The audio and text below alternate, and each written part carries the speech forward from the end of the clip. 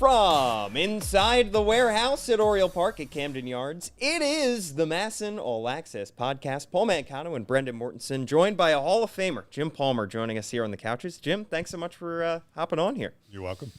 It's great to have you here to ask fan questions that we're going to get on Facebook and YouTube, but of course... Ooh is right. Ooh. There's really no question we can't ask that I feel like Kevin Brown has not already asked you at some point over the course of the season. Yeah, he is a fairly inquisitive young man. He looks like he's 12. But he obviously gets good grades. Got good grades. Totally prepared. Yeah. He's great to work with. If he looks like he's 12, that means we look like we're 8, I think. Yeah. Because we, No, few years is, no, but Yeah. entirely. We had Kevin on the podcast a few weeks ago. How'd that go? Went well. About as well as you would expect with Kevin in terms of the ridiculous questions being asked. By him. Well, by us, by fans, by, Yeah. Kevin has a whole spectrum of possible answers that he could give. So I'm wondering what it's like. My first question for you is getting to work with Kevin.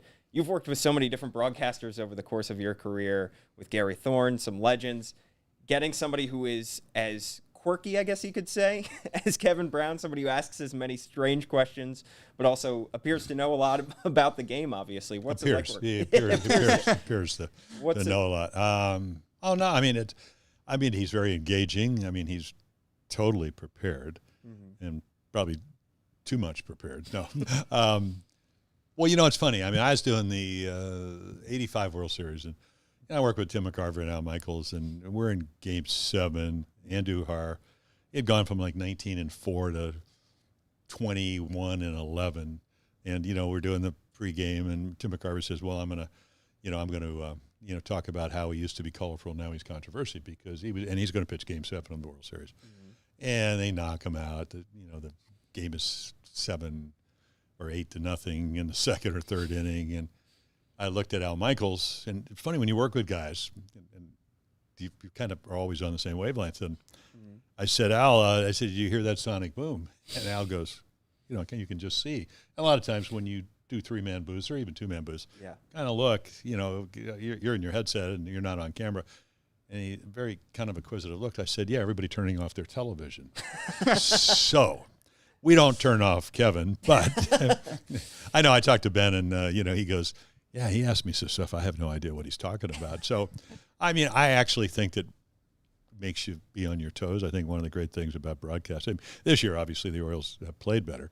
But, you do have to do your homework. You have to – probably the key to broadcasting I got a great early on, and then just last month or early this month, got to work in a 3-man booth with, Kevin and Ben. You really do have to listen to each other.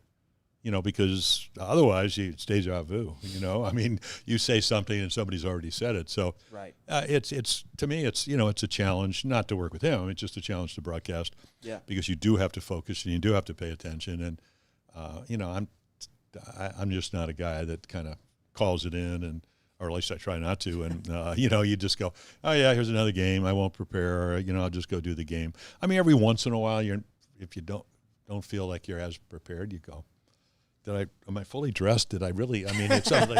So broadcasting, and I sat with a guy that did learning seminars, and I was 68 at the time, and I said, so if I stop broadcasting, how long would it take for my melon to, my brain to turn into a melon? He said, I give you about 18 months. That's all I had to hear.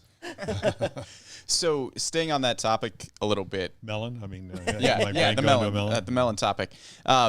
You go into broadcasting, obviously, after your playing career is done. Wrong. Well, as you started your broadcasting career, you were still playing, but, obviously now you are in your broadcasting career. Okay. What led to the choice of doing broadcasting rather than, managing or pitching coach or something along those lines? Well, I watched the 78 playoff game between the Yankees and the Red Sox. Matt Marola was Reggie Jackson's agent, and he called me and he said, Reggie, if the Yankees win, ABC is going to need a broadcaster, so watch the game. If the Yankees win, you'll go to work with Howard Cosell and Keith Jackson. So I watched the game, and that was, I don't know if you guys are too young, but if you know baseball history, you would know it. I mean, Mike Torres, who pitched with us, part of the Reggie Jackson, Kenny Holtzman trade, we traded Don Baylor and Chris Weaver said, yeah, he's going to be an MVP, and he was, 3 years later. Right.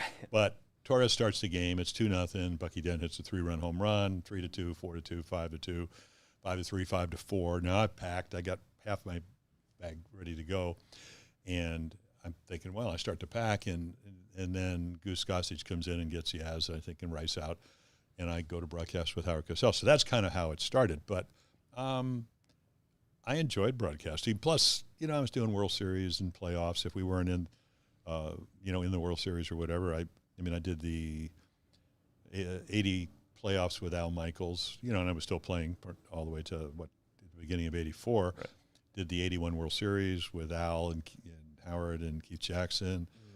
82 playoffs, we lost the last day of the year, and of course some writers said, well, he didn't care. He's going to go off and do the playoffs. As it turned out, with Earl Weaver and Al Michaels, like I wanted to do the playoffs instead of playing in them, and my youngest daughter, Kelly, wrote a letter to the editor saying, how do you know what my dad wants or whatever? It's one of the great letters of all time. So I just kind of, did it, and I was doing the Monday Night Baseball, and then didn't originally do the Oriole games. And then Arnie Kleiner called in like '89, and he said, we need a play-by-play guy to do some of the games for Brooks, and then you'll do color with John Miller, who's, one of the best broadcasters ever. So I did a little bit of that. So I just kind of morphed into that, and then they rehired Brooks, and then I went to work for HTS, which was pretty hysterical, working with John Lowenstein and Mel Proctor. I tried not to say everything on my mind, but they did. So, that was a totally different thing. So, I enjoyed it. And, I went through 14 straight losing years, which was, it's funny. It's if you enjoy baseball, if you like to see baseball, pouring to 32 finishes, it's not a lot of fun. But not that the Orioles were trying to lose those games. So you do your game, and obviously, But I'll give you one little life lesson that I learned about broadcasting. I was doing the '88 playoffs with McCarver and Al Michaels, and it was the Mets and the Dodgers. Mm-hmm. So we played the first two games in New York. Now I had a friend who's a stuntman, so I'm staying at his brother's got the old Louis Lumiere house on the beach in Santa Monica. It's where Peter Lawford owned it, and that's where Jack Kennedy used to meet Marilyn Monroe and have their little tryst and all that. And but it had a lot of history. So you go right about a mile up, you'd play volleyball. Uh-huh. So I'm down there, and we do like the Tuesday night game, and the Dodgers lose 3-2, and I go down there, and Lenny, who was a leatherback, he had been in the Sun for about 50 years. He says, I really thought you and Michaels and McCarver, there's something off last night. And I said, geez, I thought we covered everything. A really good game, except the Dodgers lost. Yeah. So I come, go back to the ballpark, 12:15, go to the ballpark. Dodgers win 9-4. I come down to play volleyball. He said, Lenny goes, God, you guys were great. And I said, you mean because the Dodgers won? Right. Well, so imagine doing 14 losing seasons with the Orioles. Yeah. Everybody's turning off their TVs and whatever. But, I've always kind of enjoyed it. I've always got the chance to, whether it was Mel Proctor and Lowenstein or, working with Mike Regai, and then I got to work Gary Thorne.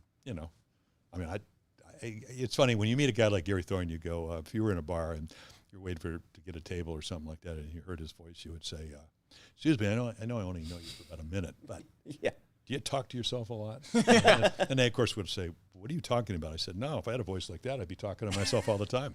So I just kind of enjoy it. And I think even though the game has changed because of the analytics and, maybe you're getting away from old school baseball where,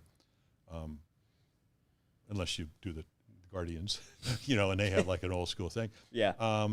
I just kind of enjoy the banter and, all that. The pandemic certainly didn't help because of the fact you couldn't go on the field or go in the locker room. But I always thought that was an integral part of broadcasting, to actually be on the field, be in the locker rooms. And it's a little bit more difficult to do that. Right.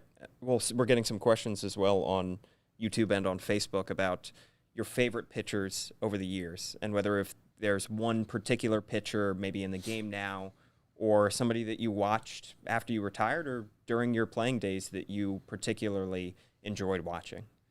Well, it's funny. I played on a team that had 420 game winners in '71, and Mike Cuellar, we got him, and I used to see him in winter ball. When I hurt my shoulder, I played for Frank Robinson for Santurce, and he pitched for San Juan.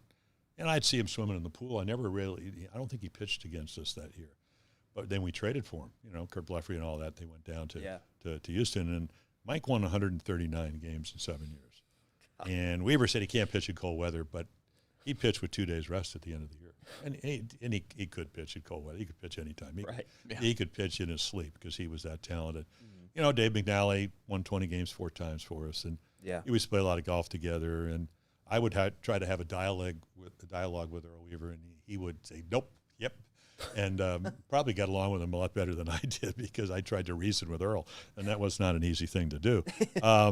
So, you know, that thing. And then, you know, I was a really dear friends. I used to mentor, Dennis and Scotty McGregor and Mike Flanagan. Yeah. I mean, one of the great stories is we're going up to Boston in Mike's first year as a starter, and we used to sit in the first row of coach. And Weaver sat up in first class, so, you know, he never knew where he sat. So, and Mike smoked, and, you know, used to allow smoking on the thing, and I'd get the blower. I'd blow the smoke away. But we would talk, and, you know, I had much more experience, and he looked at me and he says, I think he's 2-8, but he's really pitched well. Mm. We don't score runs, and run support has a lot to do with winning and losing. And he goes, you know, I don't think Earl has any any faith in me. And I said, well, you know, he's giving you the ball every 4th day. So we go to Boston, and the bathroom's right across from the manager's office. And I'm going in, and here comes Earl. And I said, by the way, I know you don't know this because I sit in coach and you sit in first class, but I sit with Mike Flanagan, and, you know, he doesn't think you have a lot of faith in him. Well, I can't use the language that Earl used. Friggin' faith is 2-8, and I put his name in the lineup, and I said, Earl, I said, here's the deal. Are you going to put his name in the lineup every 4th day? He says, well, yeah, because I think he's going to be a good pitcher. I said, so maybe you should call him in. You know, I'm just trying to help. You know, right. I mean, I'm a veteran player. I'm trying to help do your job. And if you're going to keep putting in it, and he doesn't think you have any faith in him, call him in. Well, Earl doesn't do that, but he goes to the Boston Globe. Really? And he gets Cliff Keen, who writes for the Globe, writes the baseball column, and Mike Flanagan, maybe 2-8, but I think he's going to be a winning pitcher. Well, he ends up 15-10 that year. Wow. So something worked out.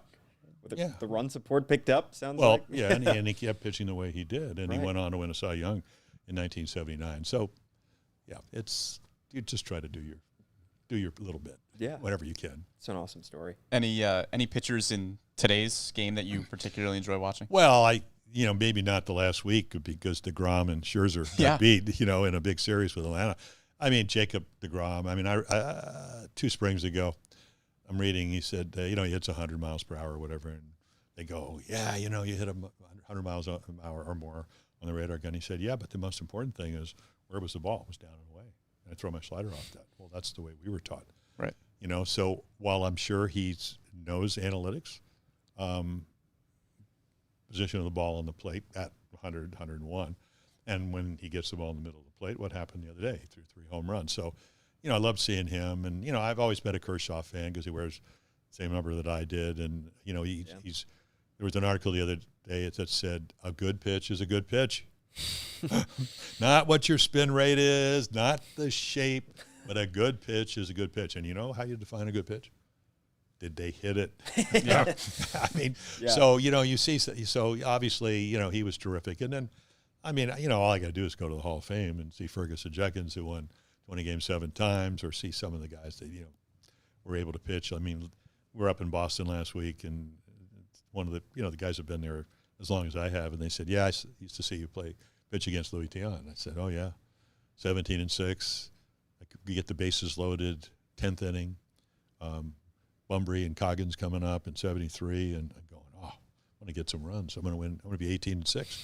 He gets out of it. And then Ben Ogilvie hits a pop fly in the 11th inning, and I lose 2-1 down the left field line. Those kind of guys, I heard that Sam McDowell is not doing well, but sudden Sam McDowell. I mean, you can go down the list. Nolan Ryan, all the guys that you knew you had to really pitch well against, and, were very competitive. And, I mean, even, the deceased, like somebody said, I saw you in the All-Star game pitching against Seaver. And Dave McNally said, I bunted, and Pete Rose threw me out, and I come back, and Max says, you could hit a little bit. Why didn't you try to take him deep? And I said, it's Tom Seaver. Oh, 97 on the corner with a slider to match. What are you, out of your mind? Yeah. So anyway, Yeah. And then Koufax. I kind of grew up in New York, but so I love Whitey Ford. Yeah. And I loved Allie Reynolds, and I loved all the guys that pitched for the Yankees, whether they were any good or not. Ford, of course, was in the Hall of Fame. But then I went out to California, and I used to listen to Vince Scully, who just passed away, one of the great broadcasters. But, Drysdale and Koufax. And, Yeah. Sandy was a little bit like I was where, he's left-handed, but he had trouble with his command and his control early on. And then, arguably for 5 or 6 years was the best pitcher ever. Yeah. Yeah. And then you meet in 66. Well, yeah, that was Willie Davis. People, Sandy, it was nothing game going in the 5th inning until Willie Davis dropped those 2. And it wasn't even a bright day. I mean, the sun was out. Yeah. But it wasn't like an Oakland or San Francisco day where it's easy to lose the ball in the sun. He just dropped them. Right. Wow. And it worked out. Thank God for smog. Yeah. Well, speaking of the Dodgers and other organizations, you got to be on some incredible pitching staffs with the Orioles over the course of your career. But was there any one organization or any one team, if you had to leave the Orioles at some point over the course of your career, that you would have chosen to sign with or chosen to go and pitch for? Well, at the end of my career, when I got released, I didn't really have much. I mean, I did win a game in the '83 World Series, but it was in relief, and ball went through Ivan De Sousa's legs. On my 38th birthday or whatever it was, which made me, I guess, the only guy to win a World Series game in 3 different decades. But it was like, I didn't really pitch that much. And I went to spring, and there was a high chopper, and I think I tore the cartilages in my knee. So the next spring was kind of painful, but I actually had a pretty good spring. But you're like 38, 39 years old. So then we started out. The Tigers went 35-5. So, Edward Bennett Williams said, I still remember the meeting. Ray Miller's the pitching coach. He wants to manage. So he wants me out of there. So Storm Davis won't say, well, Jim Palmer kind of programmed me, and I went out and pitched a 3-hitter against the Brewers or whatever. So I knew it was time to go, but I did call Gene Mauch, who was the general manager in Los Angeles, because Don Baylor played there, Reggie played there, Gritch played there, Sensei played there, and I would have gone there. Yeah. Frank Cashman wanted me to go go to the Mets. And I'm going to sit in a hotel room in New York and just try to win games. Plus the other thing, and probably the most important thing, that's, you guys are young, but I had daughters that were 13 and 15. Kelly, my 13-year-old, and Jamie, and I've been away their whole lives. So I'm going, I can broadcast because I'm doing that in the off season. I was working for Jockey. I had a lot of other options, and I'm going, do I really want to do that? And the answer was no. But I would have gone to the Angels because, and I even told Gene Mauch, I'll fly out there, I'll pay my own way just to show you I can pitch. Right. And then Hank Peters called John McNamara because they had a connection and told him I still couldn't pitch. So Really? Yeah, well, that's the word. So, Right. and and Hank was a nice guy. Why he would do that, I don't know, but he did, and your career ends. And a lot of history between those two organizations, too, the Angels and the Orioles. You mentioned all those former players that ended. Well, free agency. Yeah, exactly. Gene Autry had the money, Right. and the Orioles, didn't spend it. Yeah. The interesting thing when we traded for Reggie, Torres and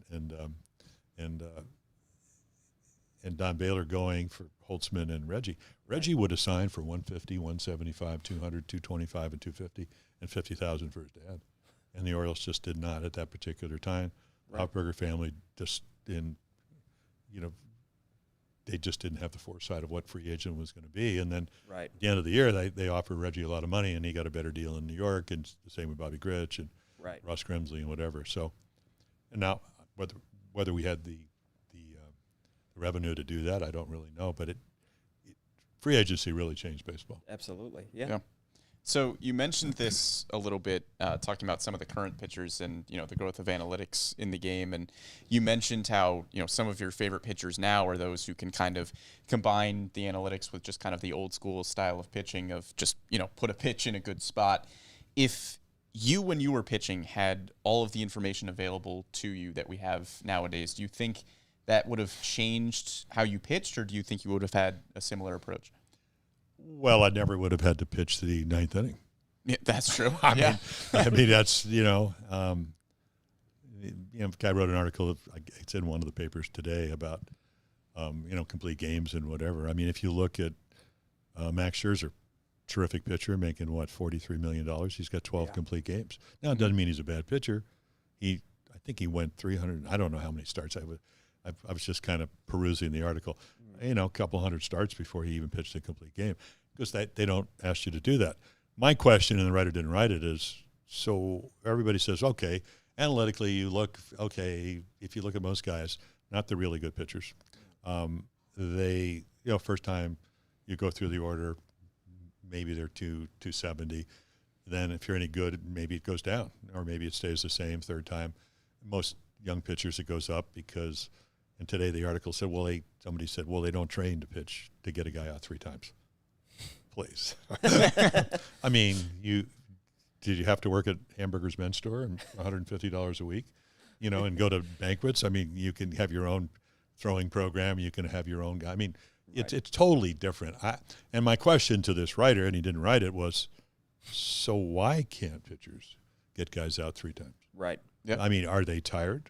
Why can't, I know physically, because I did it for quite a long time, why can't you throw 120, 125, 30, 40, 50 pitches? And we used to do it every 4th day. So and again, the writer didn't write it, but I said, you're missing out on what it's like to pitch in Yankee Stadium or in Camden Yards or in Fenway Park, to get their best hitters out, to try to get, whoever it may be, Toronto's in town, to try to get Vladimir Guerrero Jr. out, the 3rd or 4th time. Yeah. Right. Never have to do that. Right. Now, maybe the numbers show that you're going to bring somebody else that has better to do it.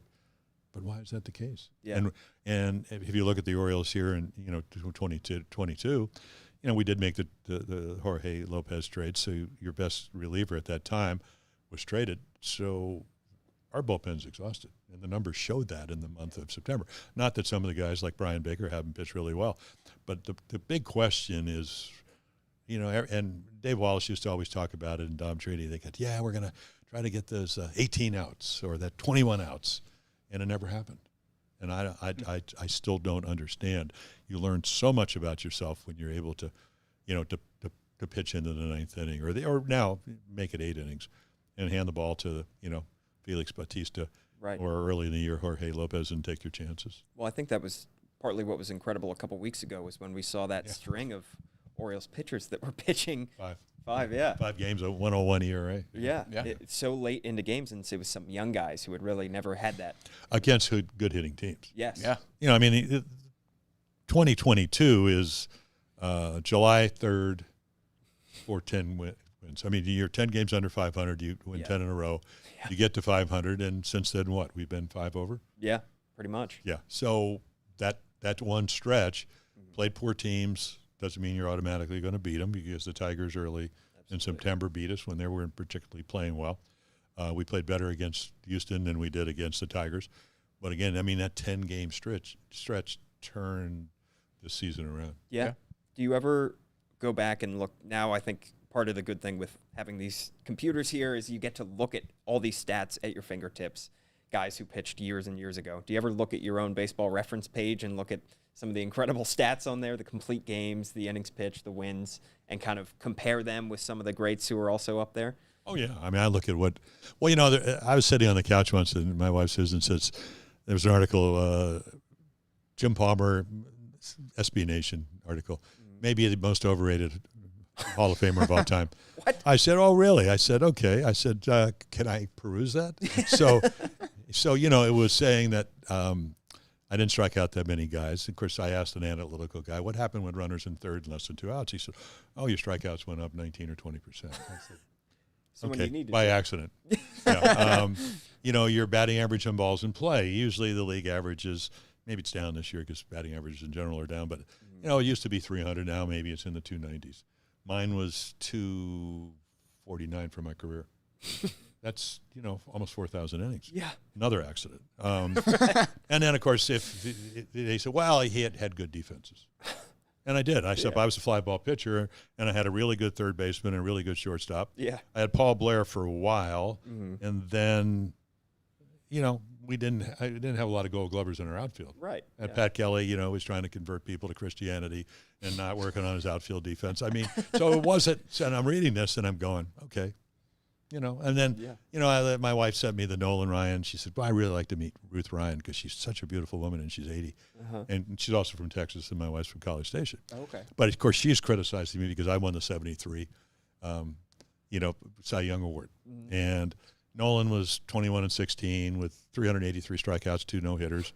I was 22-9 with a lower ERA, and he was 5 over and I was 13 over, but he should have won. So I'm used to all that stuff and, and whatever. So the numbers, I always thought, did you win? And, Dave McNally set the tone here. I mean, see, Barber. Sorry about that.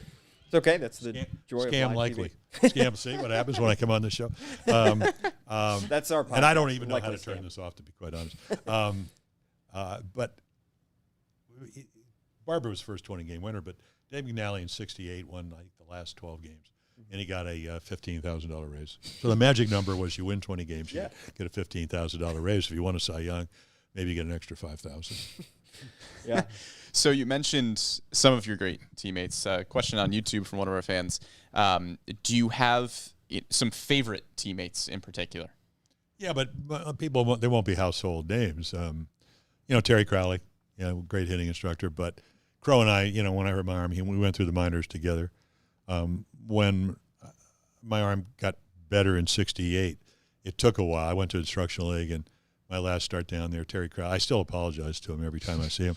10 runs and 14 hits, and he played left field, and we played the Pirates that eventually would be most of the crux of the '71, other than Clemente. Right.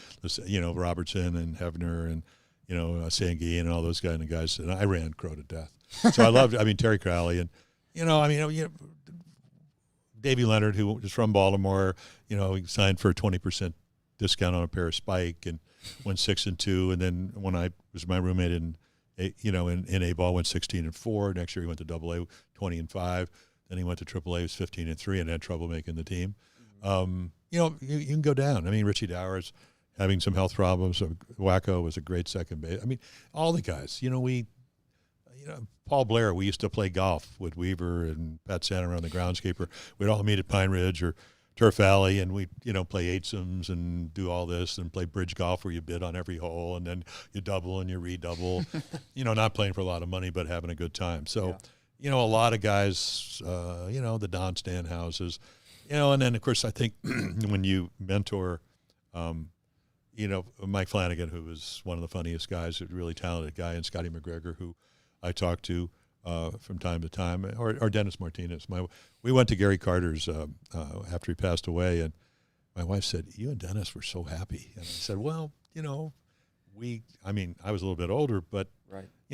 I used to sit there and try to get Dennis to look at the game, and years later, he had a problem with alcohol, and he completely beat it. I'm doing Monday Night Baseball. He beats the Mets when they're at their best, like 86, 2-0, and I go down to see him, and he says, "You know what? I just want to thank you for all the things you tried to get me to see. Now I see." Wow. And he had matured. He had been able to prioritize his life to, into pitching. And I think he won the second most games by any Latin American pitcher. Right. Plus, he was El Presidente, from Nicaragua. Yeah. I think it's such a cool aspect of your career. I'm sure you've reflected a lot on it, is the fact that you were in '66 as a youngster pitching in the World Series. You mentioned those being the only pitcher to pitch in World Series in 3 different decades. And so you get to see the entire scope of the Orioles as an organization, getting to be the young guy on some winning teams and then be the veteran on some winning teams. Well, I sat in the bullpen, and Charlie Lau, who went on to be one of the great hitting instructors, he had a bad elbow, and he was one of our bullpen catchers, along with John Orsino, who chose baseball over being the drummer for Frankie Valli. Really? Big mistake. And John was a great guy. And then could have been Brown. in Jersey Boys. Yeah, well, no, he was, exactly. Right. Oh, no, he was. Oh, yeah, he was, a lot of people. But, my nickname was Brash because I asked so many questions. I don't think I was brash. Room with Robin Roberts, who had 270 wins, who mentored me. So you kind of fall in. The other day, Dick Hall, we were up in Boston. Dick Hall just turned 92. Now, he's the godfather of my oldest daughter, Jamie. He used to drive me to the ballpark, used to tell me about the geological formation of rocks on Charles Street. Really? Went to Swarthmore. When he got traded to the Phillies, he got to play with, after Frank hit 49 home runs, won the Triple Crown and 2 in the World Series, he goes to play with Richie Allen. Yeah. And he comes back, and He lived. I bought a house for $26,200, and he lived right up the street. Mm-hmm. He had 3 daughters, and David was born the same year as my oldest daughter, Jamie, so they kind of were playmates and all that. And I said, hey, what was it like, the difference between Dick Allen and Frank Robinson? He goes, 50 feet farther, because Dick Allen hit the ball so far. Right. And then the other day, I'm talking to him, and he's 92. And we were talking. I said, yeah, I learned a lesson when you told me, he's out by a step. Dick, who went to Swarthmore, was an accountant. He goes, a step is not, 2 or 3 inches. It's about 3 feet. Yeah. And then at 92, he says, well, what you should do is have the guys run down and then see where the footprints are and then measure the difference between the footprints. And, this is a 92-year-old man. Right. Oh, yeah. So wow. So getting scientific. Well, he was. And Yeah. we'd be standing in the outfield in Miami, and the wind prevailing wind was out of the southeast, which is the way it is. And the wind would be coming out of the west, and he goes, it's going to rain. It'll be raining by 1 o'clock. And by 1 o'clock. So Dick could pitch. He threw, I think, he had exquisite control over, 6'6", third baseman coming up through the Pirates. Really, was an integral part of our teams that won 109, 108, 101 games. Yeah. And he could tell the weather, too. It was unbelievable. 92-year-old weatherman. Yeah, well, that'll work. I don't know about now. Yeah. But now he can tell you how long his stride is. That's amazing. So obviously you have been through so many years of Orioles baseball. Another fan question that we have is if this year's Orioles team reminds you of any team that you've been a part of, or maybe one in recent memory that you've seen. Well, they surprised the world. Yeah. 52 wins to, whatever it would turn out, 82, 83, hopefully 84 wins. But 82, 30 more wins than last year.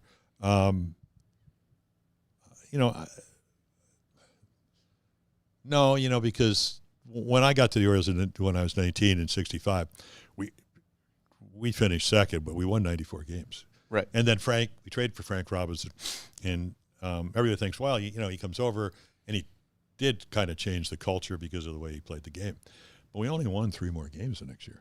Now, the Twins had won 102 in 65, so we finished second. So we won 97 and, go to the World Series. And I was thinking today, because this is, I think, Yom Kippur, what if Koufax had pitched game 1? Yeah. What day of the week was game Well, he had to wait. That wasn't it. The reason he didn't pitch the first game was because he couldn't pitch on Saturday or whatever. So Drysdale pitched the first game. Right. And what if Koufax had pitched the first game? Yeah. Maybe we would all win the World Series. Well, you swept though, right? Well, we did, but but you never know. You never know. True. Maybe Brooks and Frank don't hit home runs off of Koufax. Right. Who did in the first inning like they did off Drysdale? Right. Or maybe it's not as bright and Willie Davis doesn't drop, or maybe Drysdale strikes you out or throws ground balls or whatever. It was just kind of a funny thought. But, That's fascinating to think about. Well, we don't want to keep you too long. You do have the game in a little bit, but I do want to ask about your time on the big screen in a couple different avenues. With The Naked Gun is the classic one, and then more recently, the silver screen in Veep. And which very different shows, very different styles, obviously, both comedies. But is there one we're missing in here as well? A movie that you appeared in, or a show that you appeared in, maybe that we're missing? I don't think so. Okay. So no, I get a call. I'd seen Airplane, and they said the Zucker brothers are doing this movie. Reggie Jackson. It's going to be about the Queen Elizabeth and coming to a game, and maybe Reggie's going to shoot her. I don't know what the deal was, but I didn't really know the storyline. I have a good friend, Teddy Grossman, who's a stuntman. A lot of times he does movies, and I said, what's the name? He goes, well, they don't have a name yet or whatever. So I don't even know if it was Naked Gun when we shot it. Really? But they said, come to Los Angeles, $7,500, first-class ticket. My stuntman friend, Teddy Grossman, lives on the beach in Santa Monica. So I'm thinking, I'm not working. I'm not doing baseball that week or 2 weeks. I'll go out and play volleyball. You know, I mean, it's a nice experience. So, you know, you got what, who was I had Kurt Gowdy. I'm hugging Kurt Gowdy. Yeah. You got, I think Al Michaels was in well, that. I don't know if Al. Not in that. No, you have some of the great broadcasters of all time. Dick Vitale's in there. In Yes. fact, we went to lunch with Dick Vitale, and I go, "Can you speak up?" Because he whispers at lunch. Does he? Yeah, and he yells during the games. Yeah, right. Yeah, He's he's gotta such save a the voice such a somehow. nice man. Yeah. And so you know, and then Tim McCarver's in it, Yeah. and I swear we'd still be there shooting more scenes if Tim did. He was doing the Mets at the time, and we're shooting up at some studio in Sunset Boulevard, which is not that far from Dodger Stadium. So finally, about 4:15, Timmy says, I kind of have to go do a game.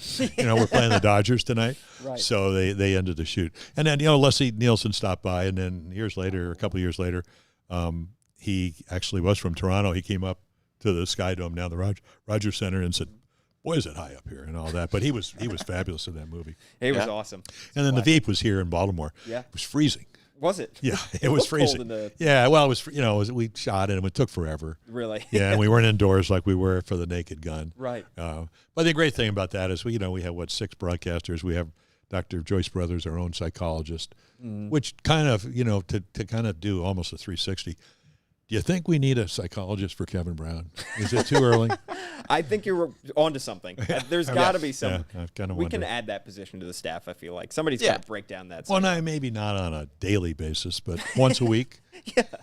That could be the 3-man booth. Is he provides the insight. Exactly, a little therapy. Yeah. Maybe not on Sundays because it's usually a day game after a night game. But Yeah. no, just It's those late games where I feel like you guys get really loopy, and that's when the Yeah. interesting or it's a big blowout when the conversation really gets. He tries to bring it off the rails. well, he doesn't have a problem doing that. No, he is. No. No. He's happy to. Well, do that. he's almost, he's kind of like this skidding off before he even gets to do. Right. No, I tell him he's going to. He tells me he's already a superstar. I tell him you're on your way to being a superstar. Very talented guy, and I mean, not that. I miss Gary to death. I think all of us that ever worked with Gary Thorne, and but that's part of the deal.